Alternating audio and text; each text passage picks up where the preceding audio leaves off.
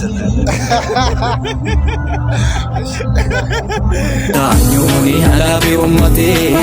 ፊኒሻ ሀላባ እንኳን ደህና መጣ። እንኳን ደህና ቆያችሁ።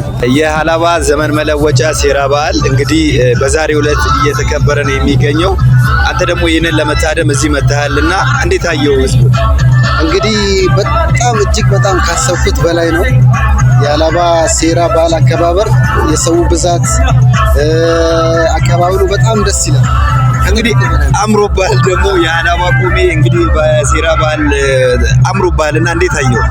የሀላባ ቆሜ እንግዲህ እንደምታዩት በጣም ያምራል። ሀላባ እንግዲህ በቆቢያ በጣም ትታወቃለች።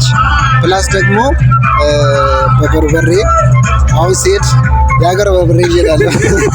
በተጨማሪም ስቴዲየሙ አዲስ ዛሬ የተመረቀ ያለው መሰለኝ። አዎ የህዝቡን የእግር ኳስ ፍቅር አይቶ ይህን የመሰለ ስቴዲየም ገንብታችኋል።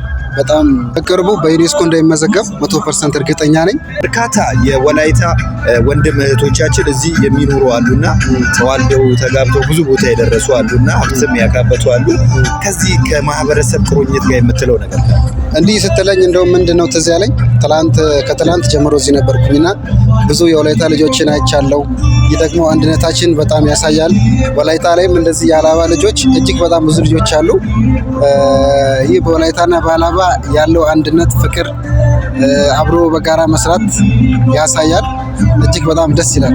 ሁለቱም ደግሞ የስራ የመቻቻል ኩሩ ህዝቦች ናቸውና ከዛ እንግዲህ እንደሚታወቀው የሀላባ ማህበረሰብ በስራ ነው የሚታወቀው። እጅግ በጣም ታታሪ ሰራተኛ ነው ያለው። ህዝቡ ደግ ነው፣ እንግዳ ተቀባይ ነው።